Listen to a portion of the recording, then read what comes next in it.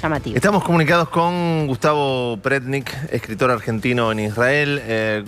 Gustavo, el placer de saludarte, te vemos, te escuchamos, imaginamos el momento que estás viviendo vos, como toda la gente allí, ¿no? Todo el pueblo de Israel. Caro y Gustavo te saludan desde Buenos Aires, abrazo grande. Hola, ¿cómo están? Tu mirada sobre este espanto. Bueno, en principio señalemos los sentimientos mezclados que hay entre la población. Por un lado, la gran sorpresa por la magnitud del ataque. En segundo lugar, queda claro que le queda una responsabilidad a muchos países en el mundo que condenaron a Israel una y otra vez cada vez que se defendía del Hamas. Y no sé si la gente sabe, el 98% de las condenas del Consejo de Derechos Humanos de las Naciones Unidas, el 98% son contra Israel. Queda un 2% para condenar a Irán, a Corea del Norte, todos los demás mezclados. Israel vive atacado desde su creación, diría, varias décadas antes de ser creado, siempre por grupos terroristas que intentan destruirlo, no otra cosa, pero disfrazan este intento de destruirlo con lemas vacíos, como queremos recuperar territorio, solución de dos países, etc. Pero queda claro que el único objetivo es destruir Israel. Hay decenas de pruebas al respecto que ellos mismos proveen permanentemente. Y por lo tanto, nosotros tenemos muy claro quién es nuestro enemigo. Y en estos momentos se mezcla, por un lado, el dolor frente a lo que está ocurriendo, tantas familias que quedaron enlutadas, hay 250 muertos y por lo menos 1.500 heridos. Pero además de eso, la sensación de que si no hacemos justicia firme con nuestras propias manos, absolutamente nadie va a salir en nuestra defensa. Y es una sensación de soledad que acompaña a Israel desde su creación. ¿Qué implica esto que vos señalás? Porque es terrible, ¿no? Tomar la respuesta con los propios ciudadanos israelíes. Amplíame este tema porque realmente conmueve. Bueno, cuando a vos te atacan, te defendés. Y el único que puede defenderse de este ataque es el propio Israel, a través de su ejército, que es el pueblo de Israel. Y eso es lo que va a producirse en las próximas Por eso horas te preguntaba, claro, porque digo, a través del ejército. Yo te escuchaba, te daba a entender como que el ejército no nos está protegiendo, nos tenemos que defender nosotros.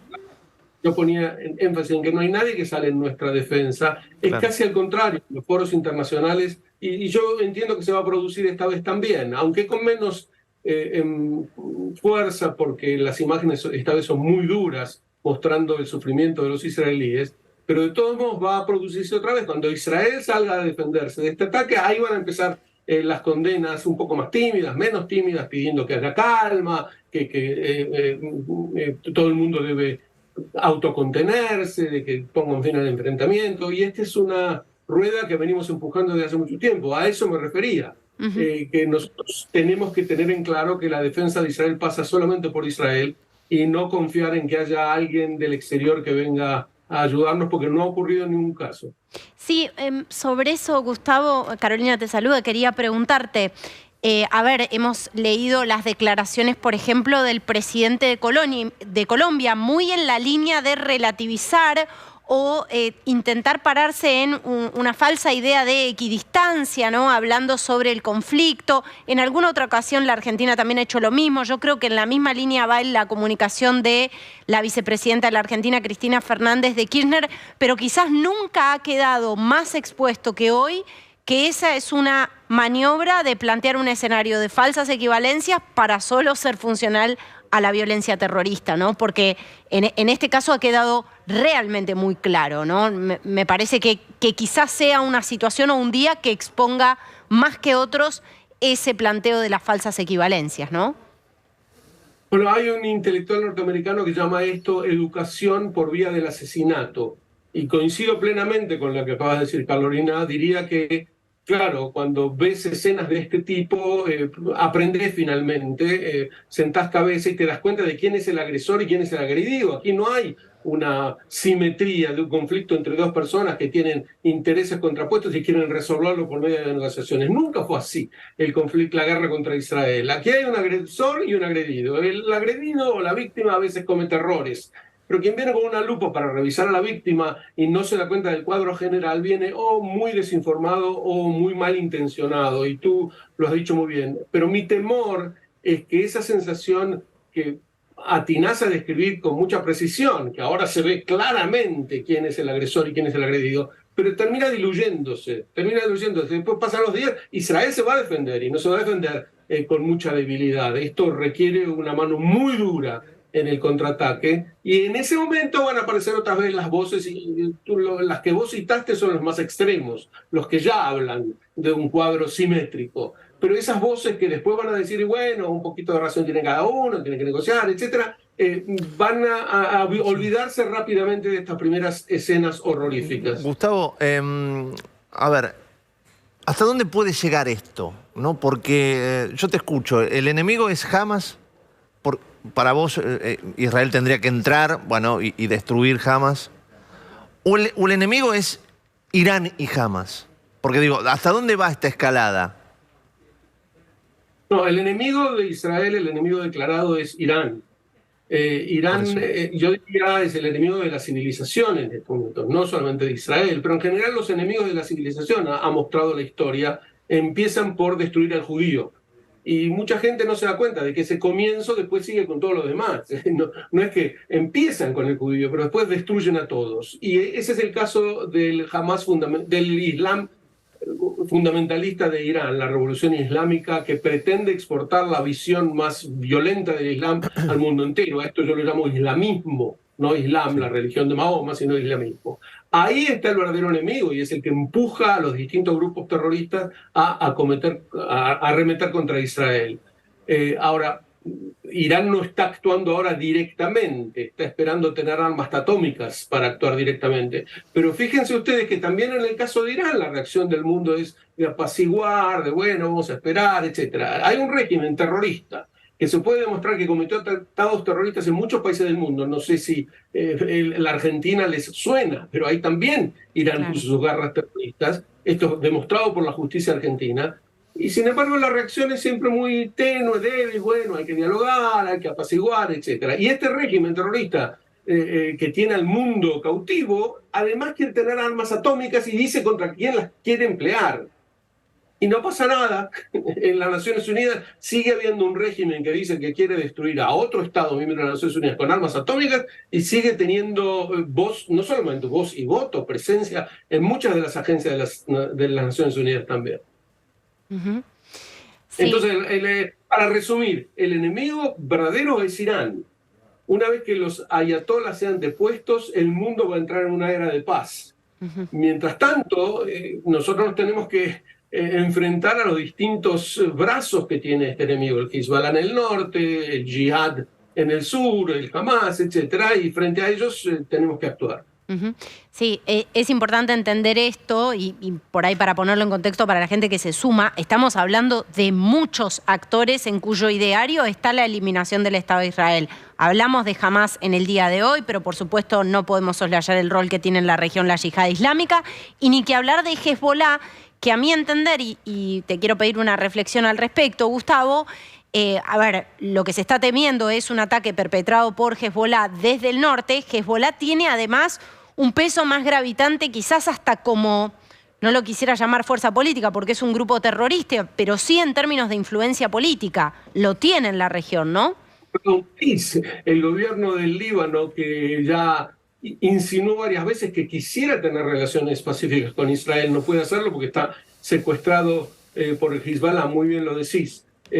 Pero de todos modos, no son demasiados los que quieren destruir a Israel. Quisiera también focalizarme en eso.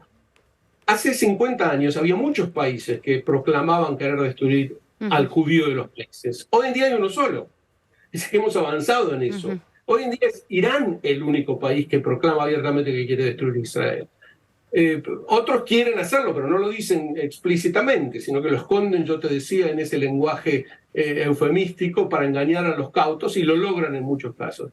Con respecto al Hezbollah concretamente, sí, es un problema adicional porque ellos tienen secuestrado un país, que es el Líbano. Y Hezbollah en estos momentos está esperando ver la reacción israelí.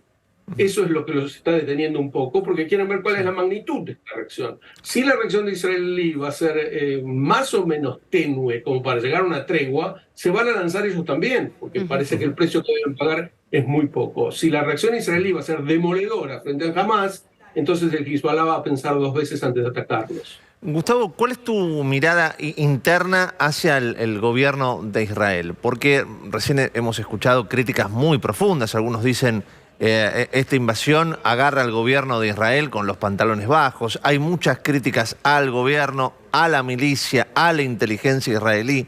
¿Cómo mirás todo esto vos?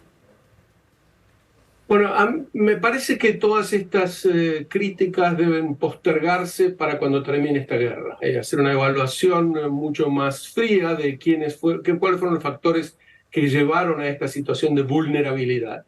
Pero a mí me parece, la primera impresión es que quien más tiene responsabilidad en esto es la inteligencia militar. Son ellos los que para eso existen, para advertir cuando hay una situación de peligro, y no lo hicieron. Hay una larga historia en Israel de trasladar las responsabilidades de los militares que no supieron en algún momento defender al país como se debe, trasladársela a los políticos. Pero los políticos no tienen control absoluta de toda la inteligencia. Por lo tanto, si ya querés alguna reflexión, mi reflexión es que no pasa por el gobierno de Israel la responsabilidad, pasa más por la inteligencia militar. Pero de todos modos, sin ninguna duda que se va a crear una comisión investigadora para saber quiénes tienen responsabilidad también desde el gobierno, pero eso va a ser después de que venzamos en esta guerra. También todo se engloba dentro de un mundo cada vez más convulsionado.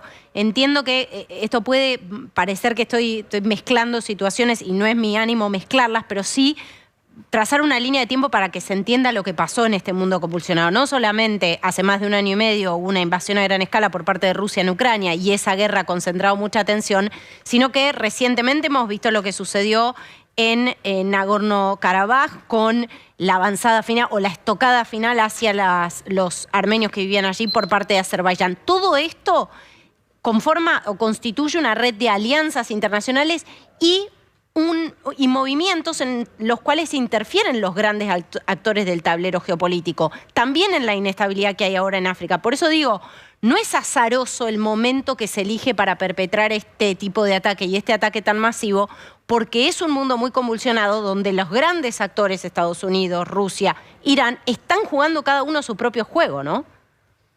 Yo creo que la oportunidad que eligieron ahora se debe a 2 motivos.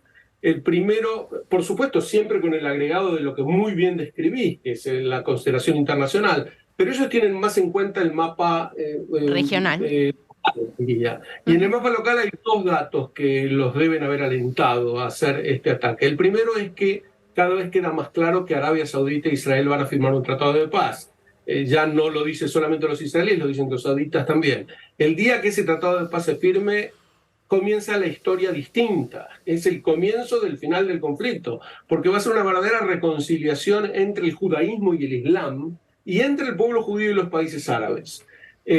Por ellos entonces vieron, los de Hamás, que era su última oportunidad. Si se firma ese tratado, tienen perdida la guerra, es una cuestión de tiempo cuando terminan. Y por lo tanto se jugaron el todo por el todo en esta ocasión. Y en segundo lugar, entendieron mal los conflictos internos de Israel y pensaron que las grandes manifestaciones y el resquebrajamiento y los discursos incendiarios y que Israel hay muchas posturas enfrentadas significaba que el país está al borde del colapso. Y eso es porque viven en un mundo muy totalitario en donde las diferencias de opiniones para ellos indican inmediatamente que algo está por derrumbarse. Los israelíes estamos muy acostumbrados a vivir en una democracia muy pujante y muy activa, a veces enfervorizada, y por lo tanto no pensamos en los mismos términos. Pero creo que esos son los 2 factores que hicieron que eligieran este momento. Por un lado, que la cercanía de la paz con Arabia Saudita implicaba el fin del conflicto y ellos iban a quedar fuera del tablero.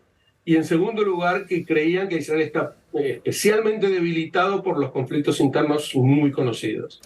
Gustavo, el placer de charlar contigo desde Israel. Abrazo grande. Gracias. Gustavo Peretnik, escritor argentino en Israel, por supuesto una mirada clara, ¿no?, con relación a lo que está ocurriendo en su país. Sí, me parece que hay algo que reforzaba él y que me parece importante enfatizar. No es tiempo de ambivalencias. Y las ambivalencias en situaciones como esta son connivencia, ¿no? Lo digo por las vaguedades que muchas veces vemos en las comunicaciones o el planteo de falsas equivalencias frente al avance sobre el territorio de Israel de un grupo terrorista, ¿no?